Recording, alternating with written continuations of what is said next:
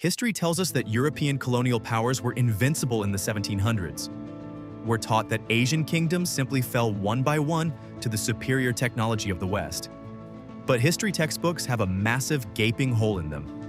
In 1741, a small Indian kingdom didn't just resist the world's most powerful naval force, it utterly annihilated it. At a time when the Dutch East India Company, the VOC, was the wealthiest corporation in human history, they met a man who refused to blink. His name was Martanda Varma, the Raja of Travancore. The Dutch wanted the black gold of India, pepper. They sent a clear ultimatum to Varma: accept our terms, or we will invade. Varma's response? He told the Dutch envoy that he had been thinking about invading Europe himself one day. This wasn't just bravado. It was the start of the first decisive naval defeat of a European power by an Asian state. Martanda Varma knew that courage alone wouldn't win. He was a modernizer in an era of tradition. While other kings relied on feudal levies, Varma created a professional standing army of 50,000 men. But his real genius was in unconventional warfare. He established an elite intelligence wing, a network of spies that would make modern agencies blush. They didn't just watch the Dutch, they fed them misinformation, leading European commanders into traps. When the Dutch finally landed, Varma employed a scorched earth policy. He cleared the coastal areas of all food and supplies. As the Dutch soldiers marched inland, they found no water, no grain, and no shade. Only the relentless Indian sun and the constant harassment of Varma's guerrilla units. He was draining their resources and their morale before the first major shot was even fired. He turned the geography of Kerala into a weapon. August 1741, the Battle of Colossal. The Dutch had occupied the village, but Varma had them surrounded. For several days, the Dutch ships bombarded the coast, but Varma's forces held their ground. Then came the turning point. A moment of pure tactical brilliance, or perhaps divine timing. A massive explosion ripped through the Dutch camp. A Travancore fire arrow had struck the Dutch gunpowder supply. In an instant, their primary defense was gone. Seeing the chaos, Varma ordered a full-scale bayonet charge.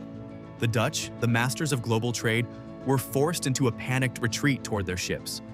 But the sea was rough, and the Travancore forces were relentless. The Dutch surrendered.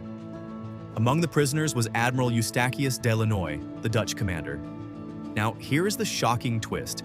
Varma didn't execute him. He did something far more strategic. He realized de Lannoy knew the secrets of European military discipline and artillery. Varma offered him a choice: death or a job. De Lannoy chose the job.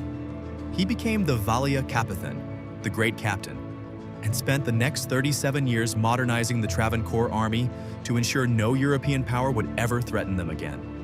If a European power had won a battle this decisive, there would be movies, monuments, and chapters in every textbook. Yet the Battle of Colossal is rarely mentioned in global history. Why? Because it shatters the myth of European colonial invincibility. It proves that with the right strategy, intelligence, and leadership, an Indian state could and did defeat the best the West had to offer. The Dutch East India Company never recovered their dominance in the region. Their dream of a pepper monopoly was buried in the sands of Colossal. By omitting this victory, history books suggest that India's colonization was inevitable. But Martanda Varma proves it wasn't. He didn't just win a battle, he preserved the sovereignty of his kingdom for over 2 centuries. In 1750, in a final act of incredible humility and strategy, Varma performed the Tripadi Danam. He dedicated his entire kingdom to the deity Padmanabhaswami, ruling only as a servant, the Padmanabhadasa. This made the kingdom technically divine property, a clever move that discouraged internal coups and external invasions. Martanda Varma was a warrior, a diplomat, and a visionary. He is the reason the Dutch Empire began its long retreat from the East. If you found this story surprising, hit that like button and share this with someone who thinks India was always a victim of history. And here's a question for you. We know about the Dutch, but which other European powers were kept at bay by Indian military strategy? Let us know in the comments.